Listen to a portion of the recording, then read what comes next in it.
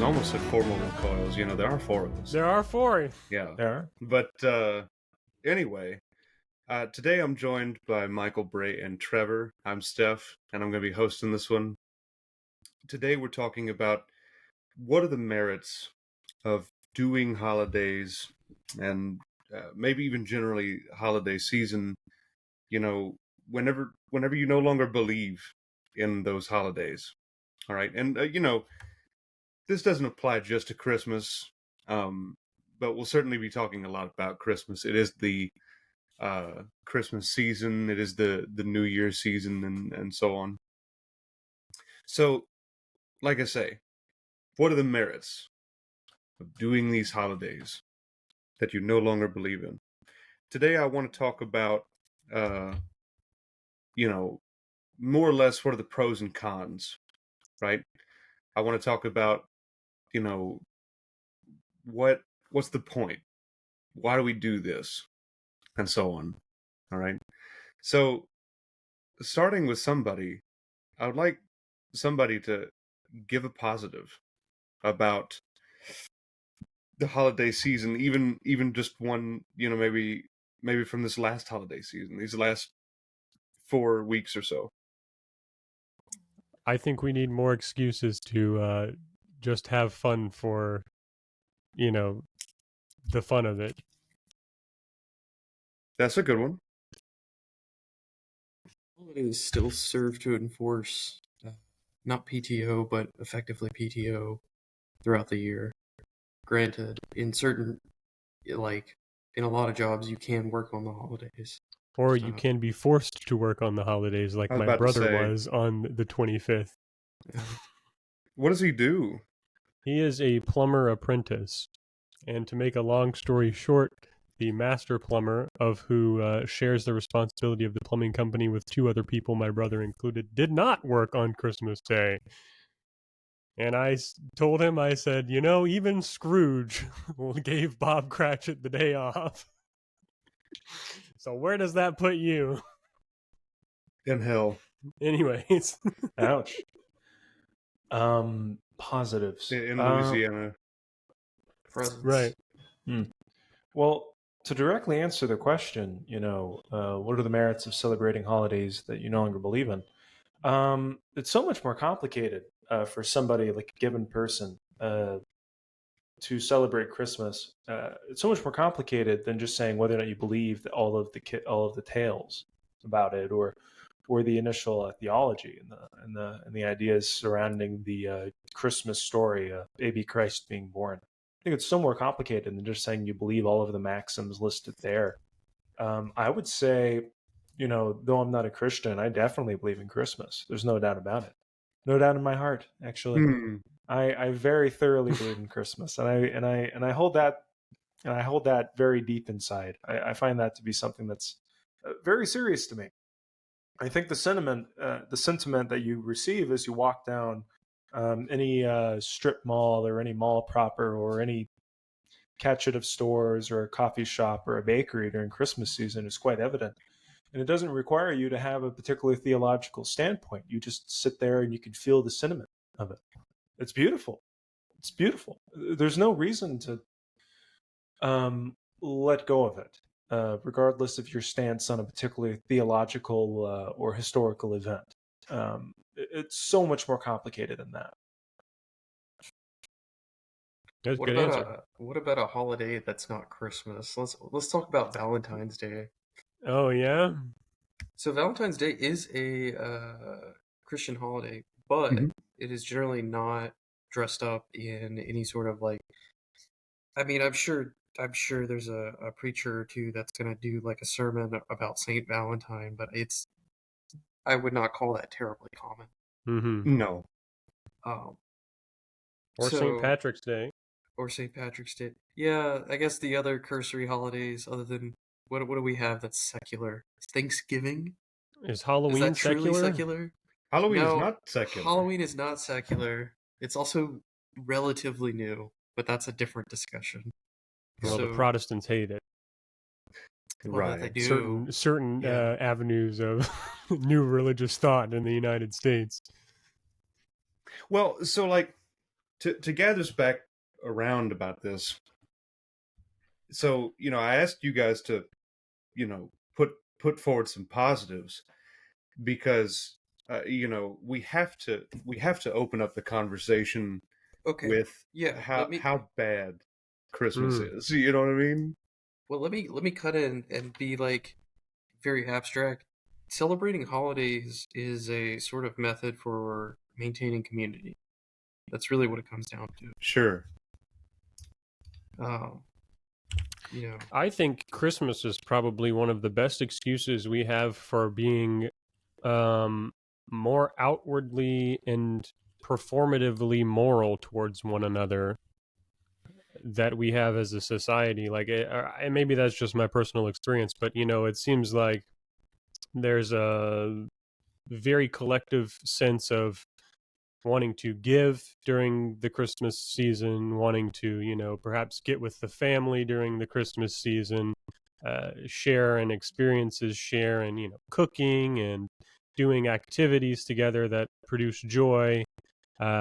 People are, all of these sort of Christmas moral stories are about, being humanistic towards one another, letting go of any sort of ills or things like that in preparation for uh, the new year, to turn over a new leaf and start again, uh, sort of like that New Year's resolution stuff. So, Mhm. it's just one of those things that isn't really present in a lot of the rest of the year, I guess. And it's like you wait all year and finally it's here and we can just all try to be as happy as possible.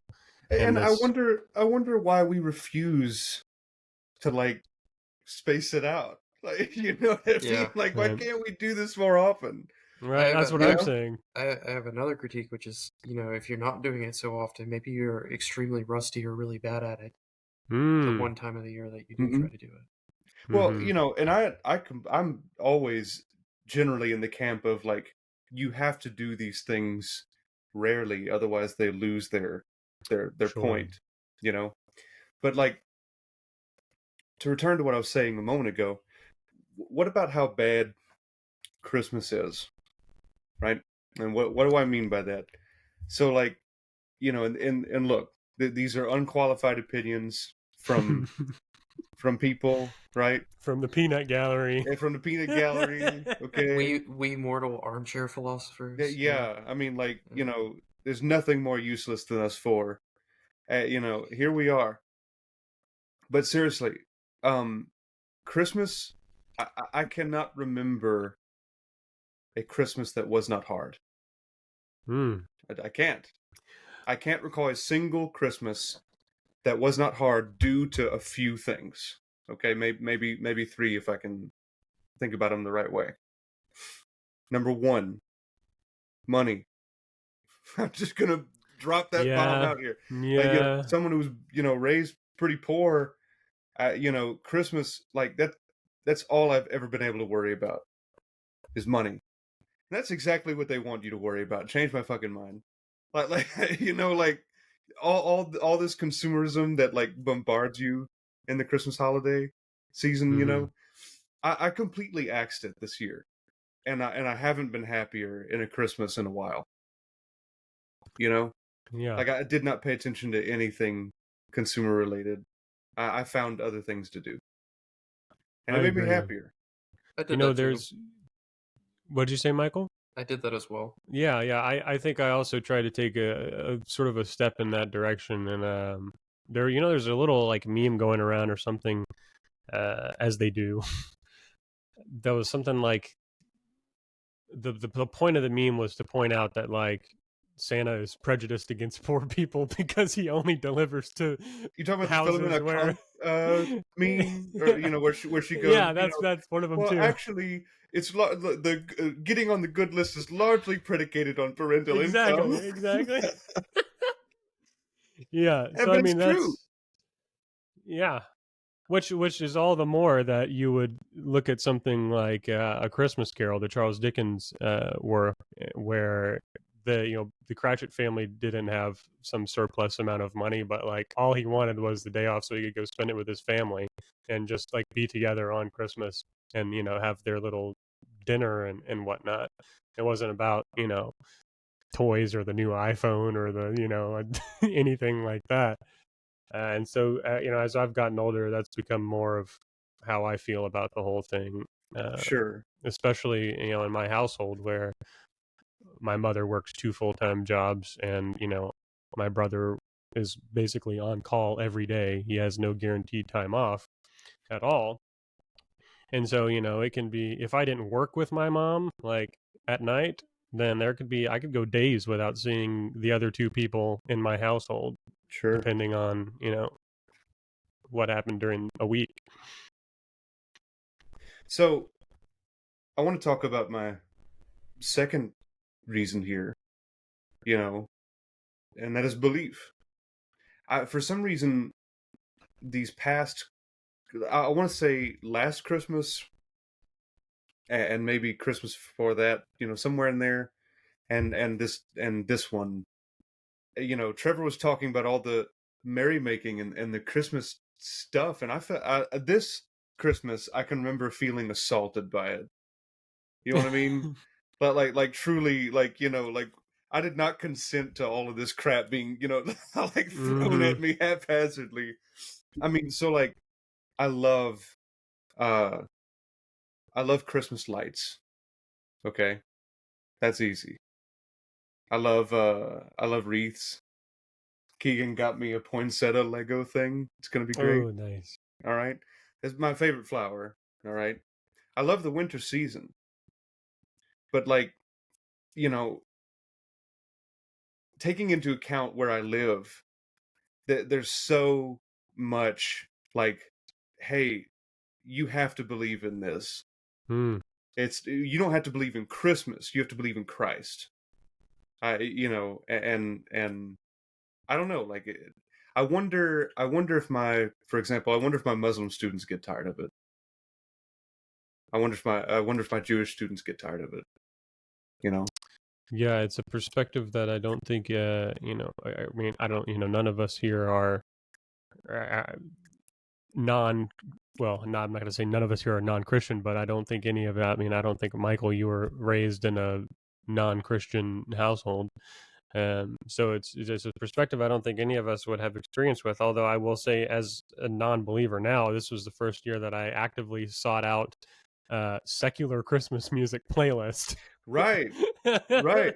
Because But it's such a paradox, Bray, because like Keegan and I were going down the road looking at Christmas lights, and he goes, all right, because like we had a Christmas last year, but we didn't do a whole lot. We hadn't been dating for that long.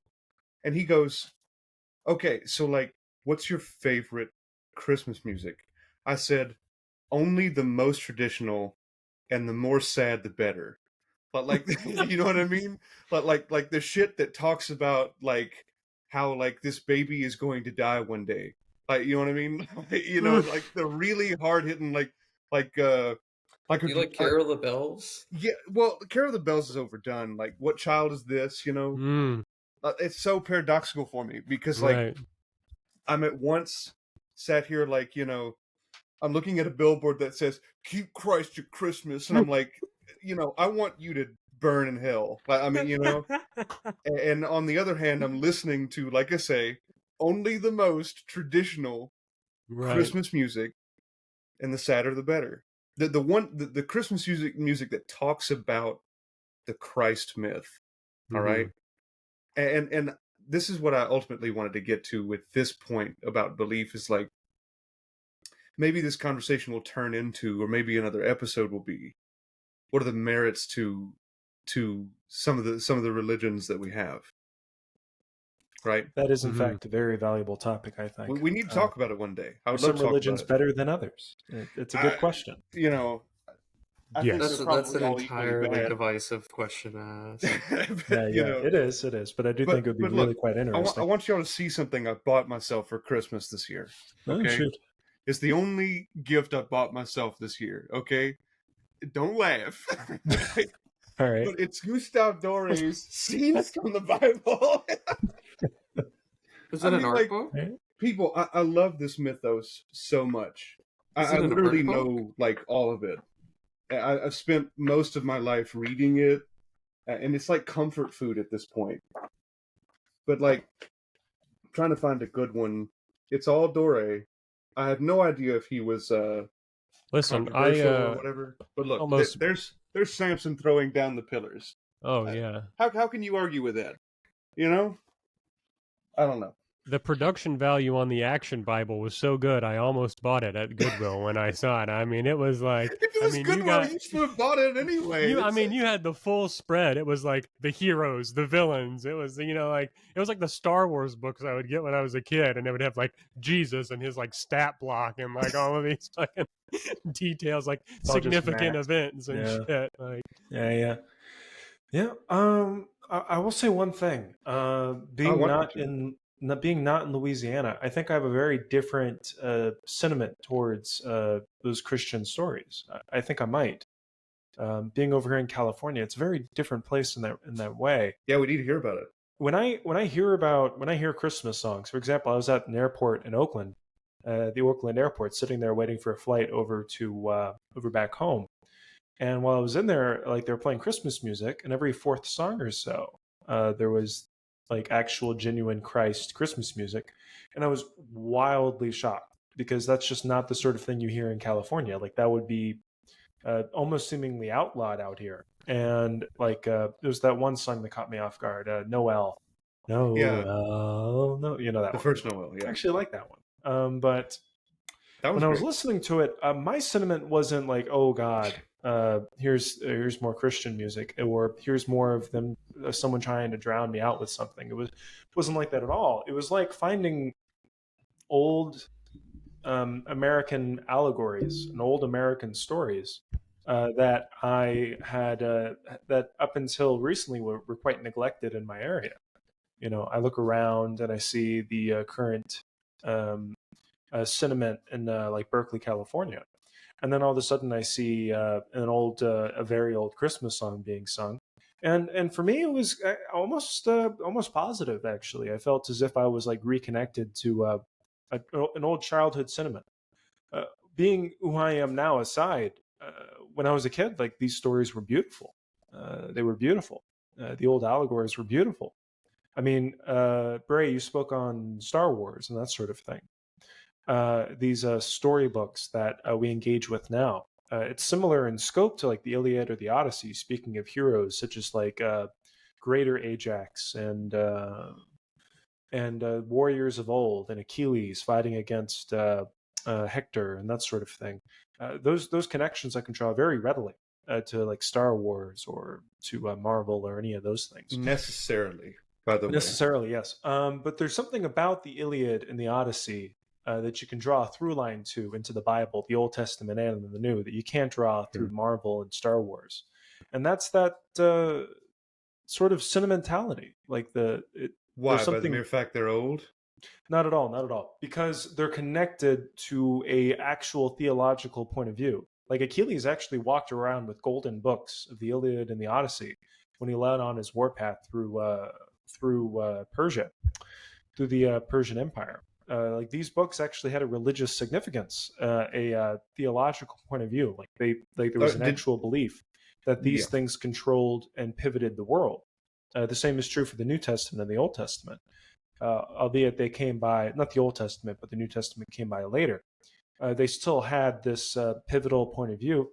And if you allow yourself to dissolve a little bit, like I'm speaking directly to you three, but also any of the predominantly secular modernist listeners, if you allow yourself to dissolve a little bit and just listen to these stories, you have to say that they are in fact really, really quite profound in that sense. Like you can feel a profound sense of a mythos, of a story. This is going to sound silly, but taking Star Wars and then stretching it to, and this actually happened, and these beings were gods, and they created the planet that you stand on.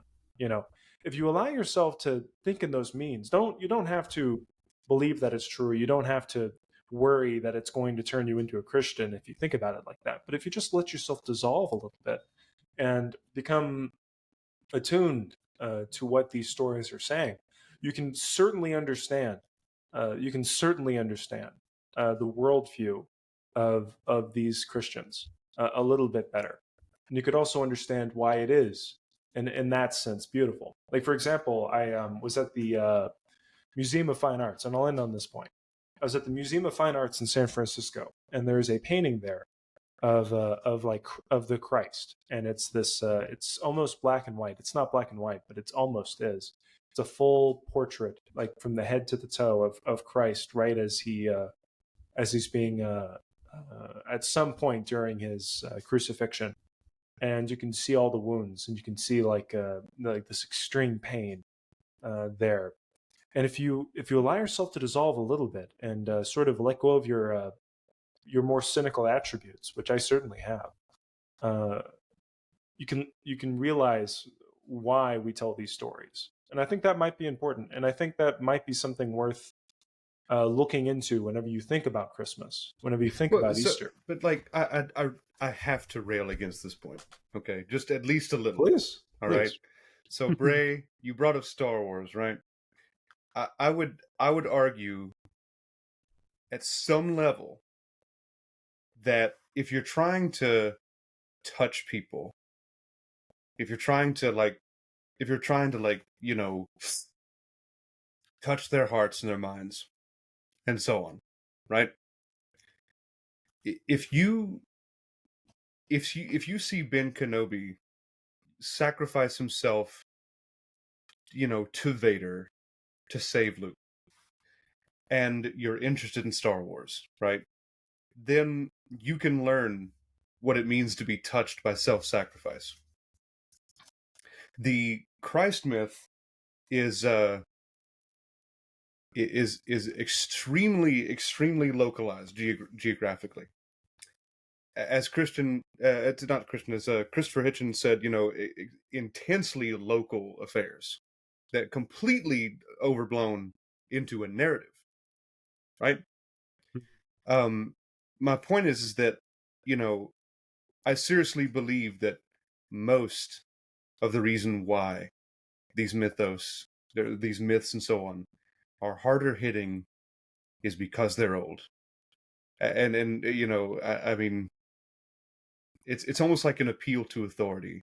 Like, why does it have to? Because, like, if we think about, and this is just because Star Wars was mentioned, but we could talk about something else. But if we think about, like, the Ben Kenobi character and his self-sacrifice and so on, he comes from a different place, a different time where things were different and so on. And Christ has that same thing going on. He comes from heaven. The only difference here is that you are not required to believe in Obi-Wan fucking Kenobi. Okay. but like, there are countries on this planet who have a demand in your belief in the supernatural. Right. Certainly. I wonder what the disposition, like, I wonder for myself how, because I love Star Wars. I have since I was a little kid. And it's fundamentally I love the a child's and the morals. Moral story. Yeah. I love it. However, I wonder how I would feel about it. Although, making a Star Wars religious comparison, I would definitely be of the particular sect or denomination that renounces the new the new introductory into the canon. I'd be like, no, we're Orthodox here. We're Orthodox. Those are expensive fan fictions. Right. But you're a sedevacantist. Yeah. But I would say, how would I feel about Star Wars if I woke up tomorrow and suddenly there were millions of people on the planet that believed it was all, like, true, or varying degrees of it was actually true or actually happened. This reminds me a long time real ago quick in a galaxy far, far away.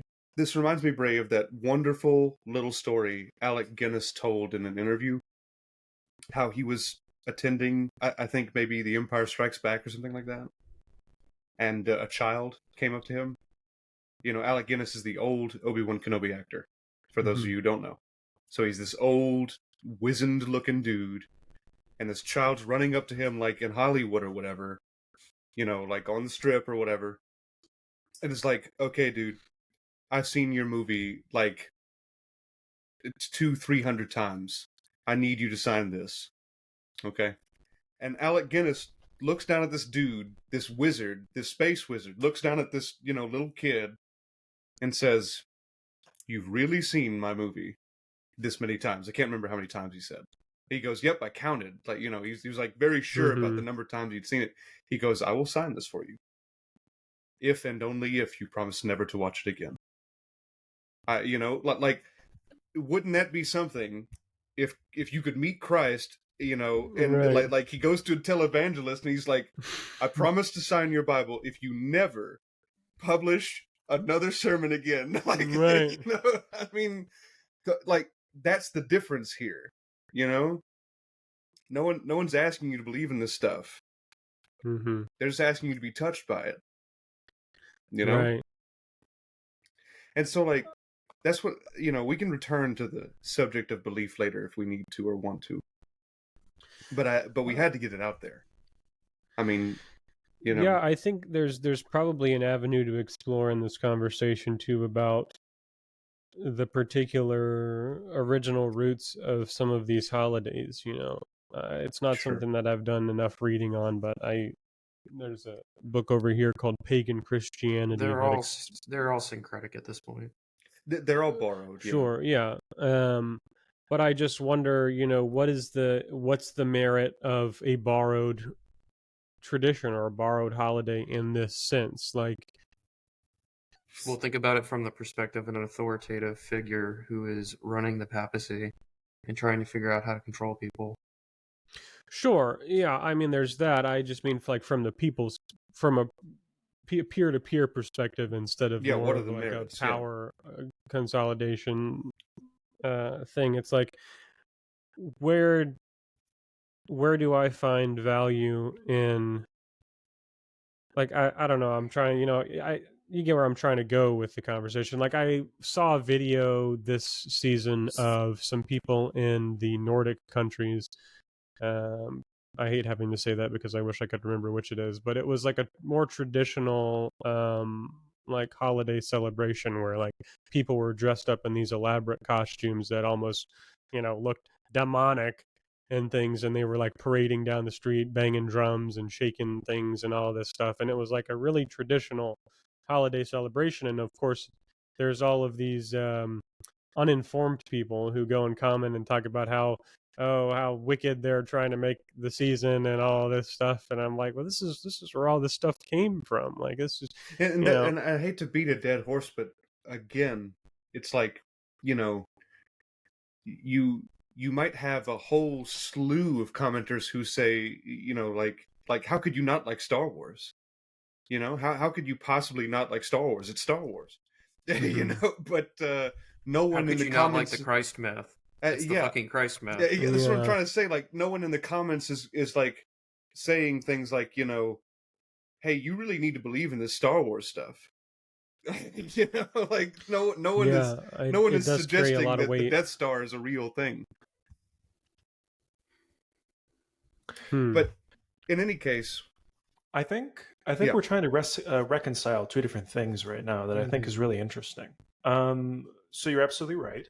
You're absolutely right about the Star Wars myth.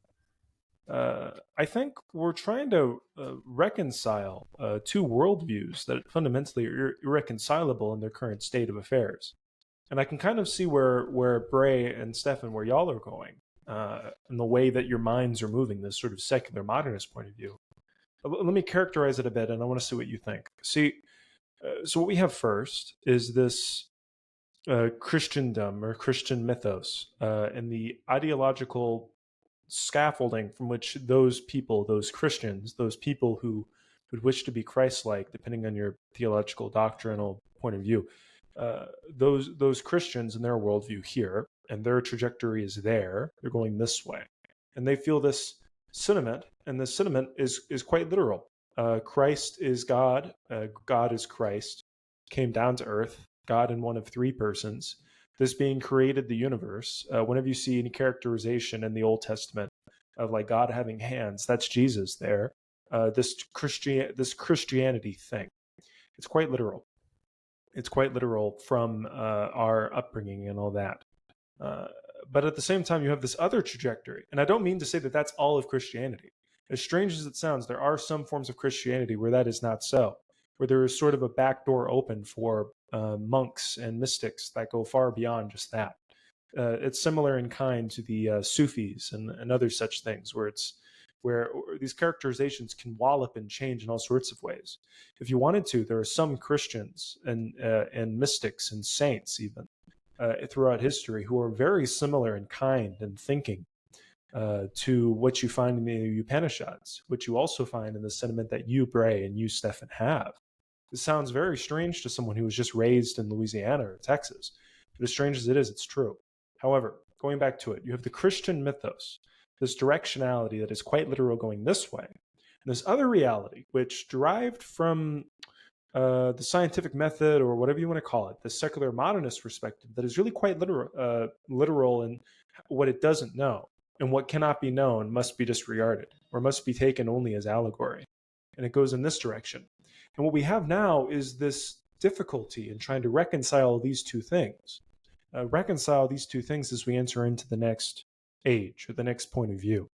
It feels as if what we're trying to do is wrangle together these grab bag of ideas into something else. For some secular modernists, and that may very well be both of you, this means completely disregarding Christianity and all of its merits, and I'm sure you can regard some of its tenets or ideas as merits, or at the same time, it could also be a complete revisualization of what Christianity means by embracing those saints and figures throughout history, and you can find these figures whose point of view is more reconcilable with your own, and reconfigure the way that we regard Christ or Jesus and what he had said and what he did in a new point of view, regardless of how he felt about himself or what we could know he felt about himself. That's an entire conversation in itself as to what we actually know Jesus said. Very, very complicated there. We can reconcile Christianity into something else. And we can look back at Christianity, disregard what all these Christians today say, at least the particularly anal and shitty ones. We can disregard these very shitty Christians, and we can move forward with a new point of view, where we happily take in Jesus in the same way that we take in any figure that you would consider to be beautiful or worthwhile or sublime even. I feel as if it's necessary to do such a thing. I really, truly do. I mean, Jesus was way too ingrained into us. I mean, if you want to be sci-fi again, I'll mention one more thing and then I'll end. In Dune, it's a little bit like 1,000 years after Paul Atreides is over, you think you can get away with completely disregarding Paul Atreides.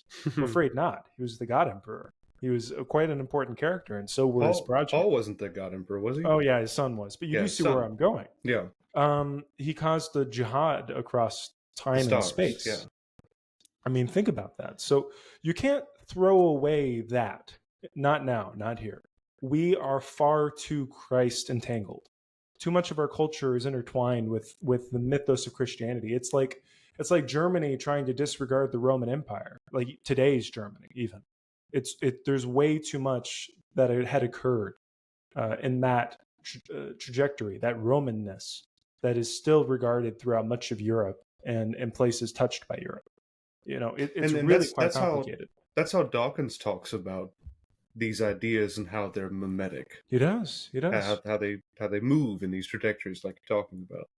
I think if we were to let go of the literalism, at least some of the literalism, some of the notions taken as fact that you and I, because we can't know them for certain, can't regard them as fact, such as Jesus walking on water, or returning from the dead, or being the Godhead in disguise, or one of the attributes of the Trinitarian God, or these sort of things.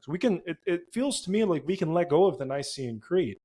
We could let go of these things, and we could become, in our own sense, Christ-like.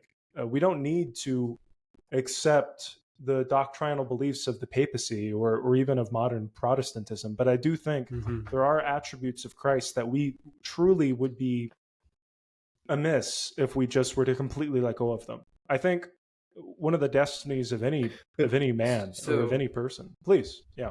So to kind of follow that, what you might say is the more pertinent information is the philosophy, the life philosophy not the metaphysics, not the little tiny world building details. And that's true in whether it's the Christ myth or Star Wars or what have you.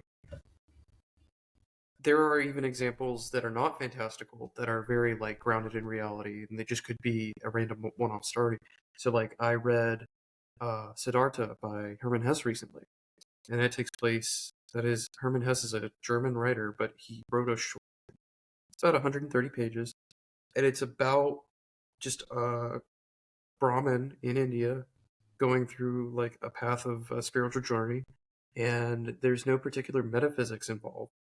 He meets the Buddha, and he says effectively, I don't see myself aligning with any particular teacher, because that seems like it's a trap, but I'm gonna keep going. And like the whole story is very human, and like it is a story, and it is something that you can resonate with, and you can pull life philosophy out of, in the same way that you can read into Christian myth or into Star Wars, and you can look at the human aspects and say, what's the practical stuff that I can pull out of this? And I think that's kind of what you're starting to angle at here. Well, so like the the way I'm not trying to like keep talking about this over and over again, but I seriously am not squaring this circle with you guys, because what you're talking about fundamentally is suspension of disbelief. It's a wonderful thing we can do. We can look at the myths, suspend our disbelief, dissolve, as Trevor's saying. Not in this context. And That's learn what I was what we saying need to earlier. learn. Yes. So not in this context. That's what I was saying earlier. If you want to, you can do that. That's what, if you want to do it. That was before. That was A. This is B, something else. What this is similar in context. And I think you would agree with this. Similar in context to what Obi-Wan Kenobi does in the story. Like, we know for a fact Obi-Wan Kenobi did not exist. Well, we know might as well as be a fact. The probability is so high that it is a fact that he did not exist. And does not exist. That is character, but at the same time, his characterization of self-sacrifice, his hero quality of self-sacrifice is something that we can reverberate into our own lives. We can visualize that character in that story and fall in love with who he was as a person and his honor and his principled life and all of this sort of thing. We can live that in ourselves while watching the story and sort of live out that need. That storybook, that storytelling, and same in the sense of the Odyssey or the Iliad. With the stories we've told ourselves again and again and again, we can look up to those characters, like Hector defending his homeland, or Achilles avenging his beloved Patroclus, that sort of thing. We can live out these characters, and I'm suggesting here that we actually let go of the things that you were mentioning, suspension of disbelief, that sort of thing. We should let go of these things. I completely agree with you in that context. Let go of these things that we cannot believe, such as a man's ability to walk on water, or survive being killed, that sort of thing, or a metaphysical reality of the Godhead, that sort of things which cannot be proven and cannot be known, at least as far as we are aware. We can let go of these things, and yet at the same time, look at Jesus. Look at Jesus. And when he says things like to the tax collector, I think it was Matthew, looks to the tax collector and says, "You are forgiven." And then Matthew weeps. He cries, like viciously crying when he's told that, and realize that those sort of qualities can be similar in the context of Obi-Wan Kenobi, or similar in the context of Paul Atreides even. Just that story alone is incredible. And I am not surprised it's still with us 2,000 years later. And it's taken as well gospel. I mean, that's where the word comes from. You are forgiven. I mean, there's nothing more immense than that. And there's nothing, well, there are things more immense, but that is an incredibly immense statement that he says. And the fact that he was able to say it, and the fact that it was taken in. I mean, people reconciled his actions, his words like that, with making him God. But I think some of the realizations that we can draw from Jesus Christ today that go far beyond just being a Christian or thinking that he is the third part of a Trinitarian God, which I think is, in the end, I think was the wrong conclusion to make. I think it's just the notion and the possibility for forgiveness. The fact that you are forgiven. But my direct argument to that is, why can't we derive the same meaning from Luke forgiving his father Vader, or Paul forgiving his father? Well, what No, difference that's does it the make? argument. Is That is the you argument. can. Yeah, You can and should. do. It's I'm just saying that we should again, regard Christianity in the same sense that we regard the Iliad and the Odyssey, or Star Wars for that matter, or Marvel, or Dune. I'm saying we should move it into that worldview. It's an immense story. It's immense, and I think we'd really be missing out if we just completely let go of it because things that current Christians believe. That's just exactly what we just happen to have the inconvenient and oftentimes uncomfortable truth of so you guys in grade school, you ever watch somebody Naruto run across the campus or like Of course. Okay. Are you about to say the Naruto run is the same thing as like a pastor? So, I mean, if you've ever talked to one of these Naruto runner people, they can tell you a wealth of information that will really enlighten you, and it can be really enjoyable to listen to them speak. 90% of it is filler. However, they are so I'd ingrained. actually disagree with your statement. It's not very worthwhile information. It's just a chalk of world building that has nothing of value to it. Sure. Well, what I mean is that they could elaborate on... I am interested in what he has to say. Please. They could elaborate on the morals of the story while leaving out the particular bits of fluff, But my point is, they are so ingrained in the mythos that they have taken it upon themselves to outwardly express and performatively, embrace the mythos to where they are going to Naruto run across the courtyard to get chicken on Chicken Day or whatever. So that happens every day, everywhere. For an example, in the Bhagavad Gita, there's millions of Naruto runs. Yes, there are. Naruto, Bhagavad Gita.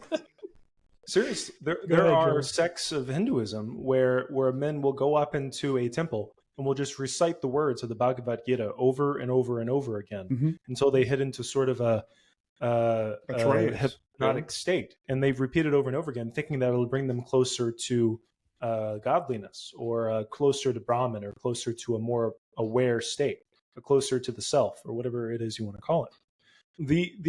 These things exist, and they exist all over the place. Basically, what I'm trying to say is there are definitely ways. There are definitely ways to do this wrong, or do this less relatively in a different direction from what could be actually useful to someone.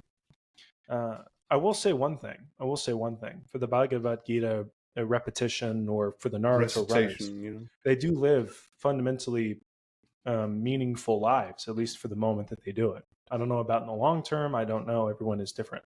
But if your goal is to live a meaningful life, you can live a meaningful life, while at the same time cosplaying as your favorite Naruto. I don't know. When Jiraiya died, that was pretty meaningful. Yeah. You know what I'm saying? I think the important thing about that is that you can... So we talked about getting meaning out of something such as Star Wars, and I think we can all say here at this particular meeting that we've all gotten a sense of meaning or meaningfulness, or had experiences of meaningfulness just watching Star Wars, experiencing the I've mythos. never watched Star Wars. Well, Michael's got to be a sore thumb. How do I kick? Where's the vote to kick? Sorry. Very good. Well, choose your... And you should be embarrassed and ashamed. You've never been interested in Star Wars. I mean, don't you know that the Death Star is coming for you and is real? Yeah. Choose your mythos, but you can find those moments of meaningfulness and how they impact your life. But the important thing is to find, just like at the end of any good play, you find that moment of resolution where you... Catharsis. You recapture your sense of disbelief, where you go, okay, I had this. Just like any number of times that I've mentioned video games on the podcast, and how I've had such immaculate experiences while playing something. But once the game is over, I've got to come back. I've got to reground myself, come back to reality, and take the meaning that I got out of those things and carry it with me, but ultimately continue living my life as though, Baldur's Gate 3 isn't real, Cyberpunk 2077 isn't real, it would however much benefit we you a seem great to want to deal. make it that way, Yeah, or so on I and can so do nothing forth. but agree The with part that's not real is the world building and the trivia, but the human aspects that actually resonate you are real in the sense that they exist and have Right. echoed themselves through actual actions. you. Yes, And so you're just attaching to the part that is real. Yeah. Yeah. I want to. you are. There is in Now, fact can a we real please nature, do that yes. with Christmas, Easter, Valentine's Day, See, Well, Saint that's see, what we're exactly. saying. entire That's Christian at least what I'm So- I saying. said at the so real beginning, quick. it's That's yeah. the argument I'm making. Real Yes. quick, and so we're 45 minutes in, and I want to dedicate the remainder of our time as much as we can to swinging in the direction that I wanted to go this whole time.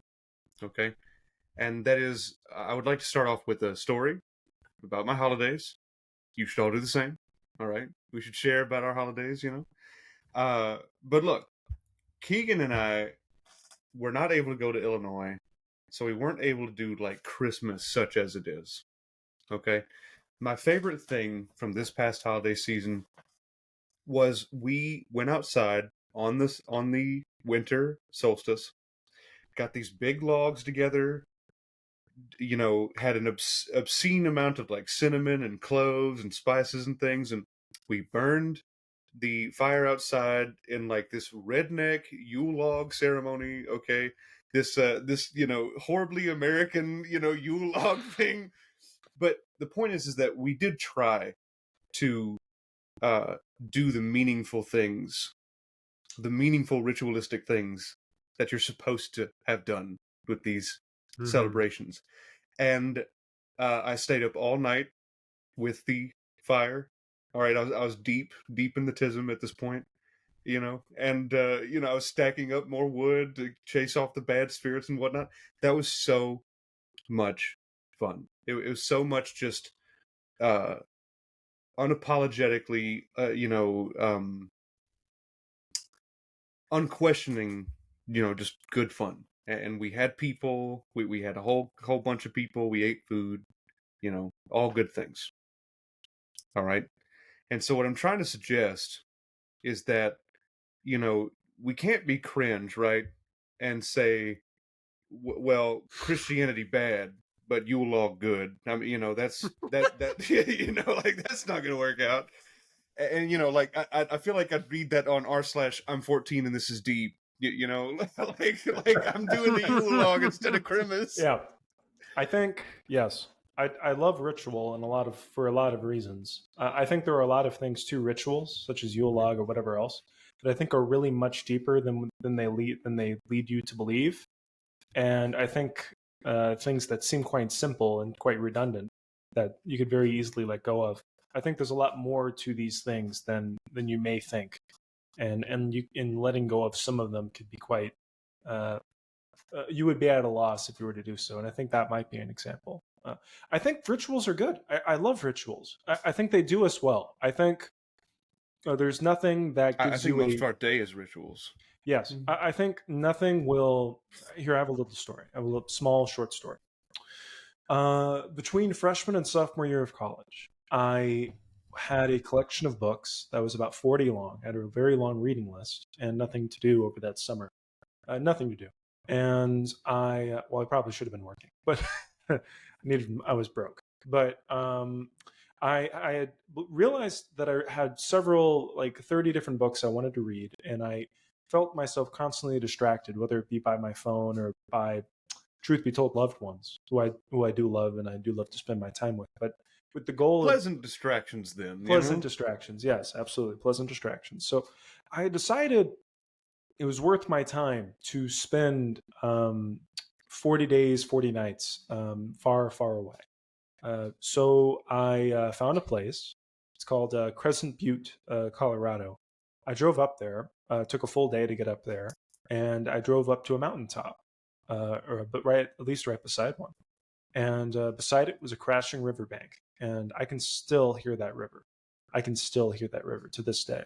I can in my mind's eye, if I were to close my eyes, I would have liked very much to go with you. There. Well, that would have been against the point. It would have defeated the point. No. But you're absolutely right. It was quite beautiful. We I would have loved gone to the point, and then gone. Yeah. I'll see you in 40 days. Each other. That's totally, yeah. There's actually a funny Don Quixote story like that. But so go up to the top of this mountain, just me and this roaring riverbank and this large, lush green valley. And that summer, I set up a tent and a hammock, and I sat there and read this book. At the time, I was reading Crime and Punishment. That's where I started. What a punishment that was. And I sat there and I got started. Truth be told, I lasted 10 days. 10 days without really talking to anyone, just sitting up there on this mountaintop. You could have talked to yourself. Didn't make it the whole thing. Well, I started to. But why did I tell this story? Basically, to tell you that without ritual, without causal direction, if you just wake up every morning, figure out what is worth doing, and having no real plan for that day, you will go insane. I mean, the old story of like Aristotle, a man who can live perfectly alone is either a wild beast or a god, and it's truly so. It's truly so. I want to do it now. That is I've a always valid wanted to point. do that, I- but I I've always do had to so. work. Here's I can a tell little you, lesson. I've done it unintentionally, and it is very harrowing experience. To Very be alone. harrowing, yes. I think the only a advice lot I of give us the introverts listener- have done it on accident before, but I I mean see. purposeful. Like Yeah, find a purposeful. place like Trevor's talking about. Mhm. Establish a ritual with yourself about going to the river every day at morning. Yes. Stuff like Chop that. That's wood, exactly carry where I was water. about to go. Without ritual, I did in fact go insane, and it became a point where I couldn't read a sentence on a book. I would sit there with my hammock, and I would read a sentence. I didn't understand it. I'd read it again, didn't understand it. Read it again.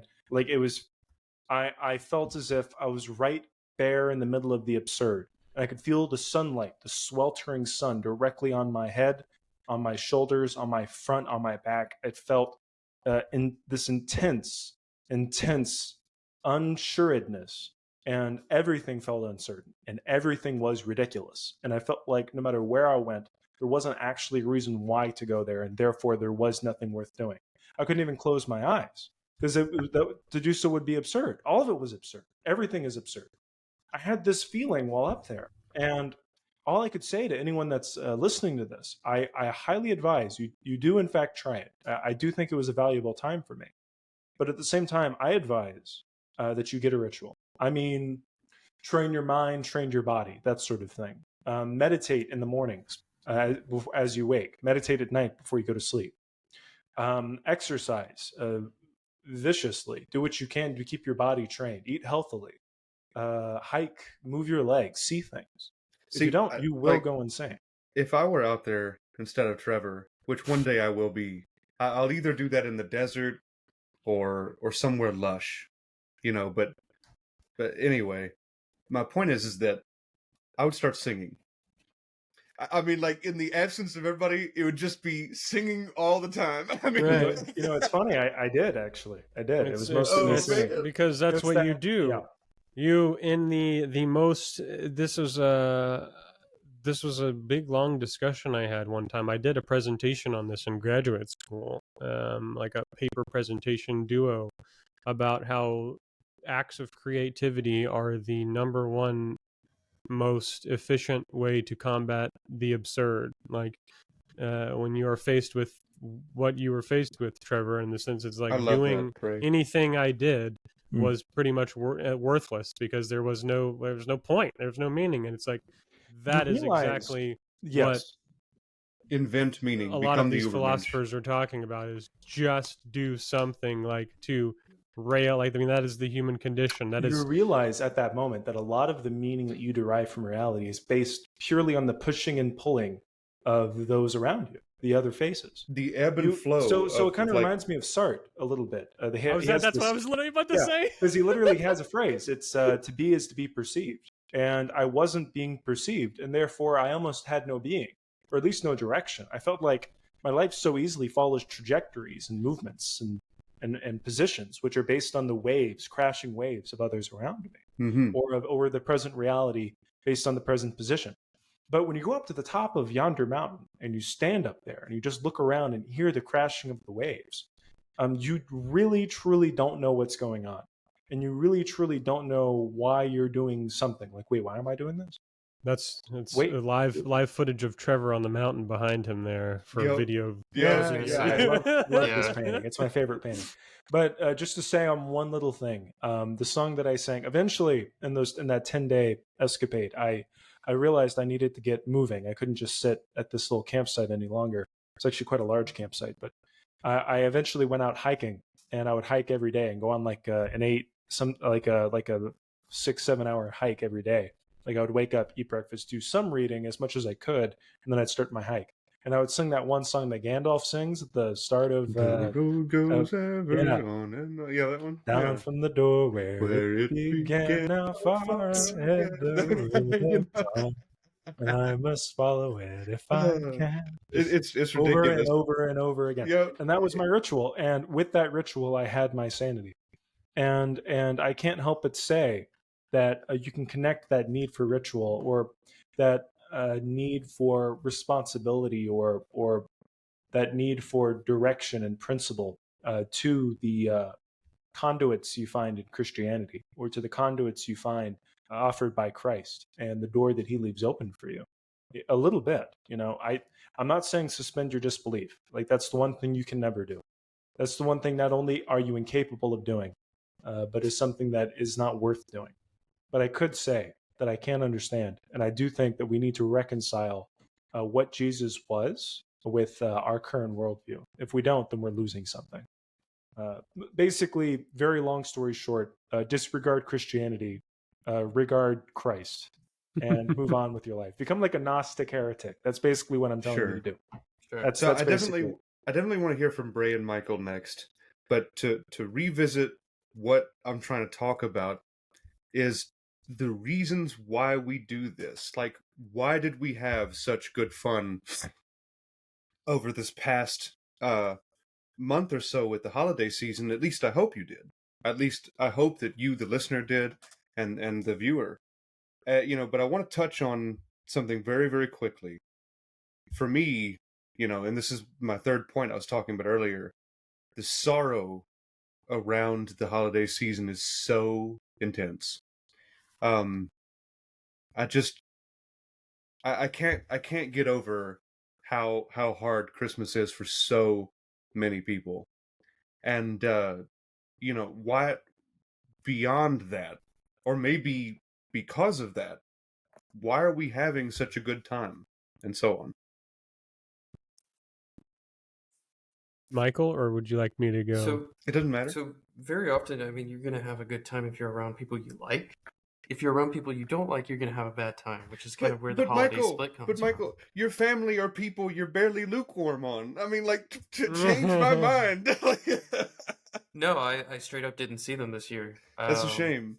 I didn't see much of mine either. I didn't do anything for Christmas. The last 2 weeks I've been technically working, but had nothing to do at work, so I just tinkered on home networking equipment and set up a bunch of like services and basically just project shit. Because that's the only way That was your ritual. that I can. Yeah. So we're talking about meaning making is like a central thing of whether or not your internal scale says we're okay. If you can't Sure. meaning make, you go cuckoo. Mm-hmm. You do what Trevor did. You do what I did. Oh God, what was that? That was the summer of sophomore year. I was alone in an apartment. I didn't have a car. I was a reasonable walking distance from basically everywhere else in town. So I was in that apartment eating nothing but Snickers and Pop-Tarts that I had used the rest of my magic money on buying from the campus your Monopoly reserve money on. at the end of the year. I lost 20 pounds that summer. I was starving. I didn't even realize it. And I was alone, and I stopped. I got to a point where I wasn't turning on the lights in the apartment. Yep. Like, because I didn't see the point. I could see. And that's intense, Michael. And it was like that for like anyone 2 who's been months. there feels exactly what you're talking about. It was like that for 2 months, and I would never do that again. I would never recommend doing that. I also watched Serial Experiments Lane right in the middle of it, which, if you know anything about that series, is not a good idea. I have no idea. It sounds it's terrible. Bad. It's a very well known animated series, but it is not something you should do when you are basically caught in the pit of isolation. It's so interesting you call it the pit. I've always related times like that to the biblical pit. You know what I mean? Or the Yeah, mythological pit. yeah. I mean, it's this kind of unwanted dwelling that you're in. I didn't walk into a cave. I didn't go to a mountaintop. I fell into, on accident, a pit. Um, but so increasingly, as I work from home and I don't have any pets and I don't have any significant others, I am alone in my day to day. So if I'm not doing project work or if I'm not going out to at least be around people in public and then trying to fill up my evenings with friends, then I am reprehensibly alone. And so You got to do it's something about it. it's interesting, yeah, to try and navigate this. But I come back to what keeps my head on is the goal of meaning making and improving the situation, and in You should creating throw a big wrench in infrastructure. that plan and download Tinder. You know what I mean? That whole meaning thing. Yeah, go ahead and I will say one thing about this. To come No, back to that romance is mountaintop, supremely meaningful. it is. But I want to come back to this whole point about the mountain and needing others. You can always call me. Right, Yeah, right. you know. Yeah, You know, exactly. what's that song? Sometimes in our lives, we all have pain. We all have Yep. sorrow. Lean on. I appreciate it. Lean on me. Seriously, if next time you're feeling this way, give me a call. I have plenty of people I can hang out with here. It just winds up being like, I don't get anything passive. I have to actively do it, right? So It's true. many people live with others. They have pets. I don't have any of that, so I have to actively seek out. And I can You're get a right. pet, but I don't want to clean up after an animal. Get a I had cat, to- Michael. yeah, I It'll will change say- your life. It will. You'll hate that bastard forever. I also have like minor allergies to cats. I Ooh, love yikes. cats. Well, you I could love do like one cats. of those I hairless love cats animals that in might help general. for you.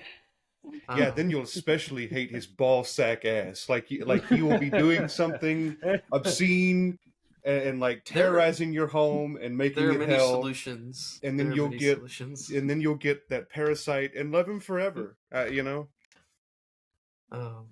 But yeah, so I find, so like today I dropped off a very large present for a friend because he needed something in his home that he basically doesn't have the means or reasonable means to acquire, and I could acquire that for him. And in return, I got a little fun book about planets. And this was not a planned exchange. This was not the coercion of Christmas. I mean, in some part it is, but more it is this sense of like, hey, I thought of you, and it seems like an appropriate time to have a gift giving thing. So here you go. I love that, Michael, because like, and I love how you called it the coercion of Christmas. I think I've heard that before, but I haven't heard it in a long time. And like this past year, I told everybody, I was like, with the economic woes coming in 2025, do not go all out for Christmas. I'm not going to buy for you. And you need to be okay with that. Like That's why I was over here buying several cans and different assorted freezable items today at the grocery store. And this is like the third grocery trip that I've done such. And my mom was with me this time, and I think she just sort of silently understood, like that I was, like just trying to be a little prepared.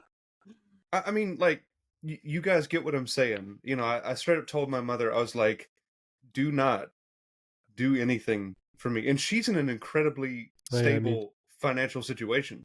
And I'm just like, but I don't care. Like, don't. And she ended up not really. And it's kind of always been that way between us. I've always been telling her, like, you need to take care of like my sisters and whatnot. But I traded a few gifts with Keegan, and it was not close to, the amount I've spent in like the past or whatever. And I probably don't intend to spend very much on Christmas ever again. I'm serious. I would so much Yeah. rather do that Yule log thing. I would much rather participate in activities and like craft things together or do something Exactly. of that nature. Those are far more important to me than monetary or monetarily gained gifts. That's why I Can told you my imagine your mom. self-worth being tied to your money? Can you imagine Yeah, that? I don't know. It's just it's fun when you're a kid because kids just want toys and toys are bought with money and whatever. But Not historically, I would imagine though. Yeah, for sure. That's more of an post-industrial sure, well, revolution kind that's of what I sentiment, mean. which Of I'm gonna our dig into. recent history, return to nature. But I Return to handcrafts. right. Return to hobbies that aren't sitting down and vegging out. You know what? This is a perfect time to bring up the goose that I just 3D printed. The goose made it Yeah. in. Look, This guy right here cost $1 in plastic. That's how much this guy cost. Did you make Trevor. it? Yeah, I It did. looks like the goose. Yeah. you ought to do yourself a favor, right? Yeah. And you ought to cheaply, or maybe even ask an AI to do it. Fuck it, whatever. Ask it to do the Zarathustra painting with the goose. You know what I'm saying? Like the goose, we see the back of the goose as it looks, Yeah. over. I gotta tell the you, mountains. I'm a wicked wizard at image manipulation. I could just stick the goose in there. Yeah, just poorly edit What the I need goose are in 3D there. objects. That's what Okay, I want. but the goose- I'd love to make this real, like a 3D printed like mountain thing. You Like- ought to do like a and then panorama like a character thing. standing on top of it, and I could like add a face and a front to it, and I could Yes. just 3D print the whole thing.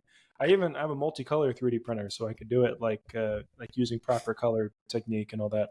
Hey, Trevor, It's one project in my mind. you should look into painting. I'd like, from my experience in painting minis, like for D&D and shit.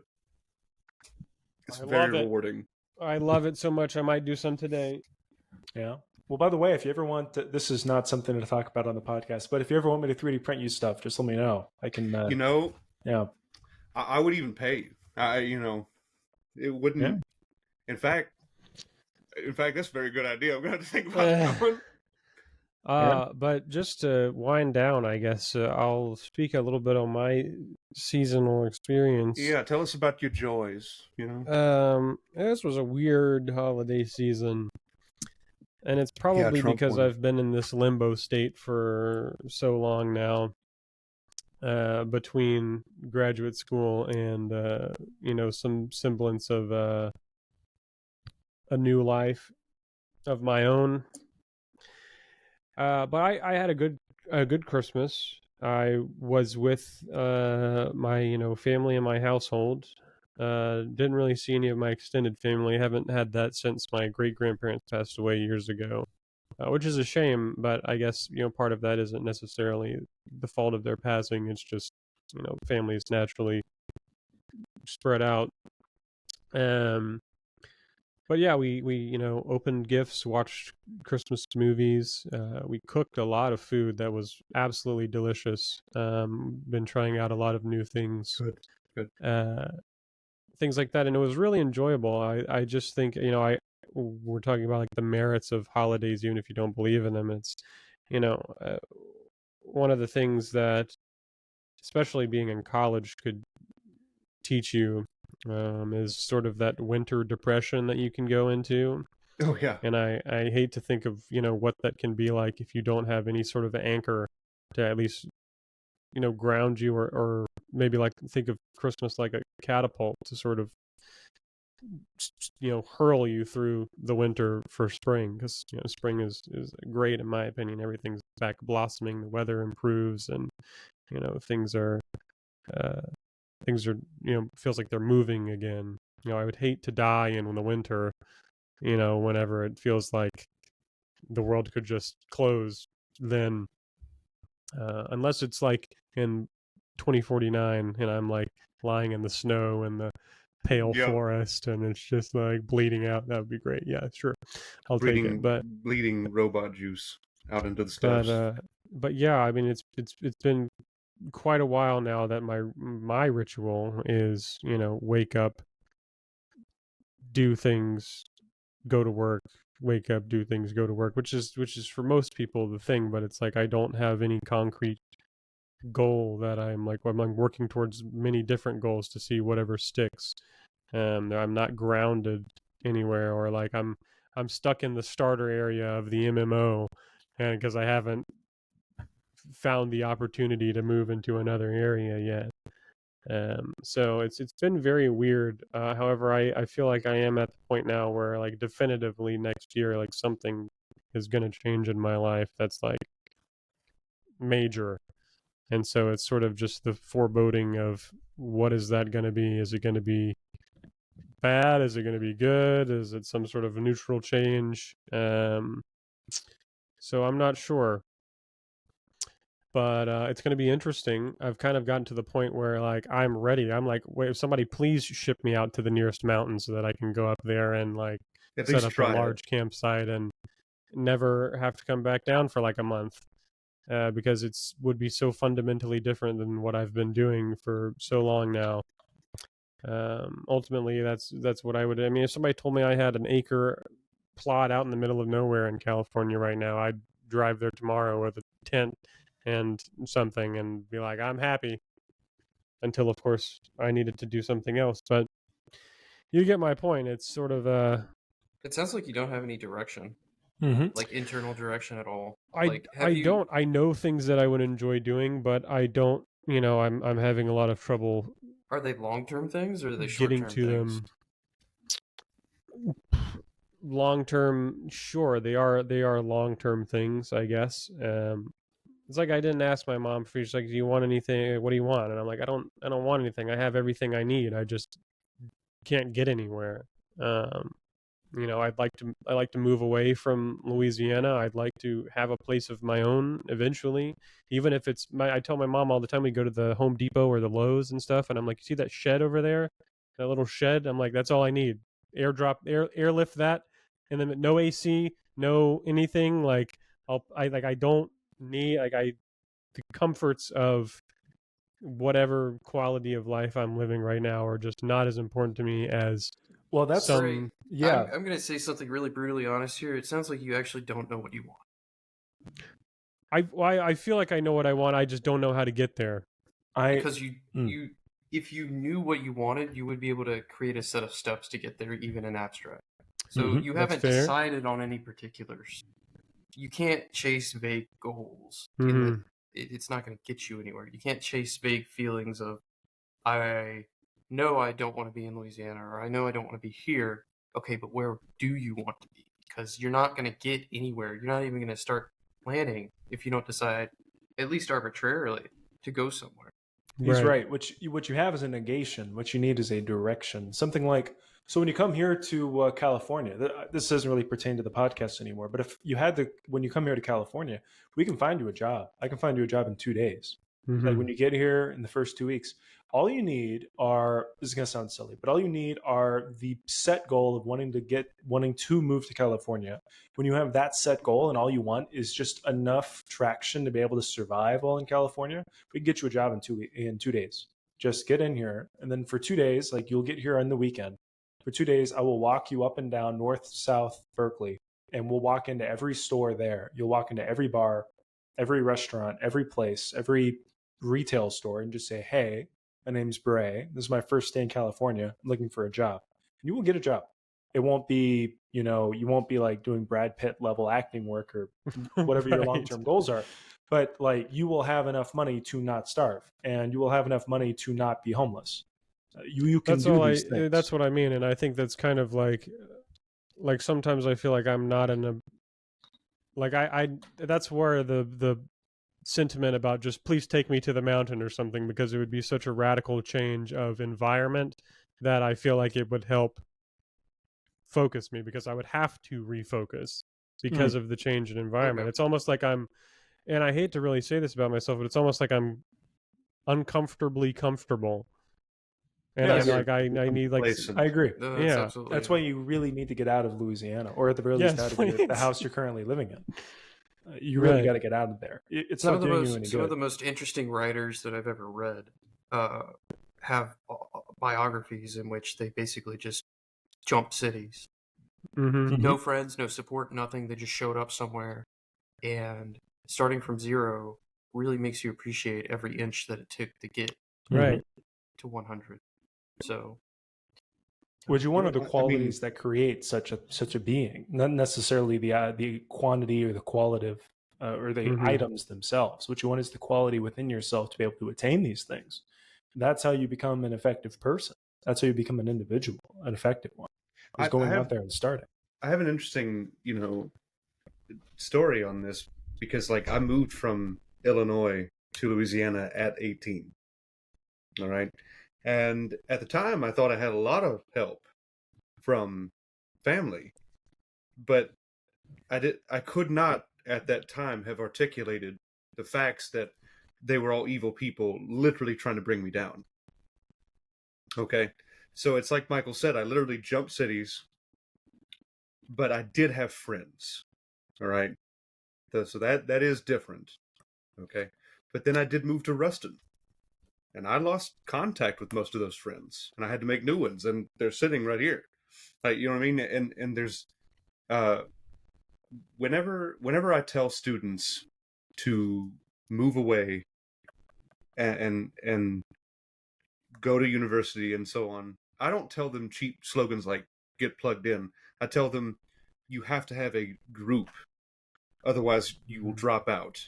Like you can't, if you think you're going to go in there and do it alone, you're wrong. It's not going to work. And I don't care how smart you are, it's not going to work. You can be the smartest individual, pass all your classes, and by the end of your 4 years, you will make no connections and you will have no job. I'm sorry. Yes.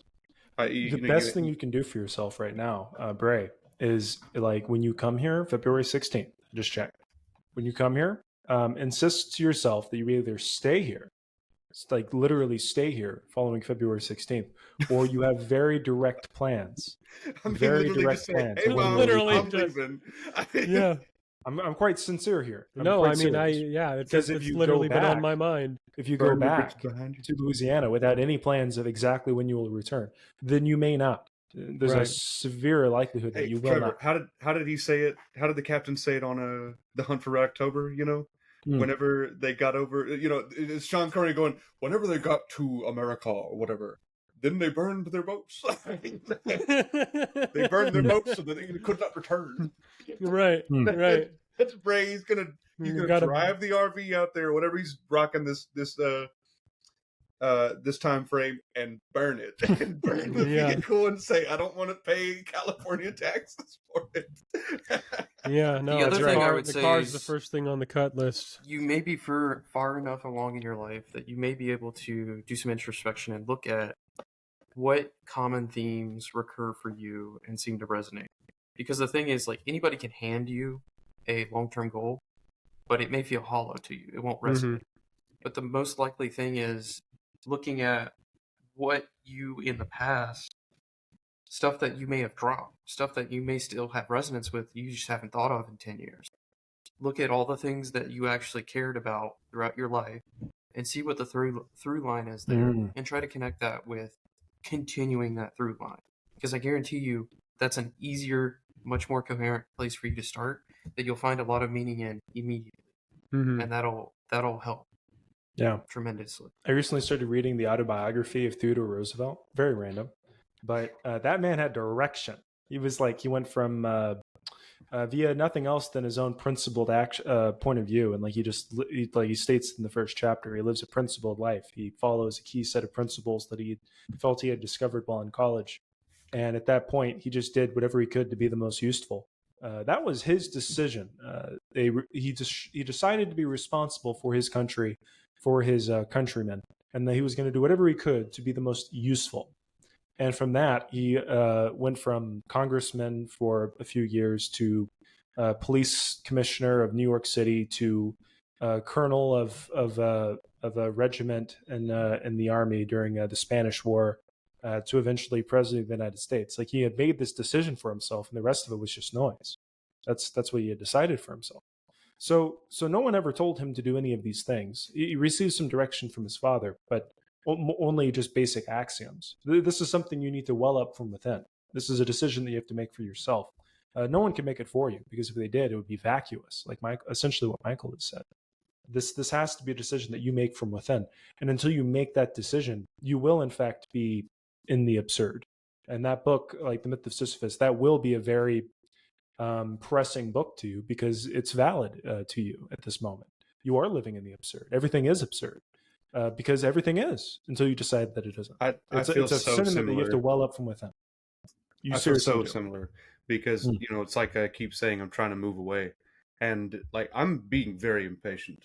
Like I'm being very patient with myself, but like at the end of the day, almost every day I'm thinking, God, I've got to move. I've got to move yesterday. If you don't put it a literal date in your schedule, I and do you have don't a hold date. yourself to it, I if have you a don't, date. I mean, like, if you have, you have. But for the listener, if you don't make that point in date, like, I'm not going to live in this state by this time, then it won't happen. It won't happen. It won't happen. It just And- won't. You'll and make I an told- then excuse it's told not all and of my justify friends. it. It'll blow over in your head, and you Yes, will it walk will. Yep. away. And I told all my friends as well, like people, with or without you, I'm leaving. Well, That, this was a kind of a tangent into the episode, but Right. listeners, I hope you enjoyed every second of it. It started a little slow, it got very interesting, and then it kind of teetered off into a tangent that I thoroughly enjoyed. Good. I hope all of you enjoy the rest of your evening, morning, or afternoon, whatever this is. I've sort of stolen the outro, so I'll give it back to Stefan. It doesn't matter. I mean, I was about to wrap us up. Regardless, I know we have to go. And on the next episode, we'll discuss the socio-political implications of celebrating Thanksgiving. Yeah. Well, in any case, people, I hope that the listener and the viewer derive some meaning out of this. And in review, I wanted the bad stuff out of the way to begin with. We lingered on it. It's true. But maybe it's a good thing we lingered on it. My advice is to take care of yourself by trying something new. Oh my goodness. Keep the good parts of the ritualistic aspects of even your daily life. But if it's not producing something, namely meaning, get rid of it. I think that's the whole point behind this episode. If I could put it in a sentence, would be get rid of it. If you can't find meaning in it, you don't need it. So, have a good one. Peace. Peace.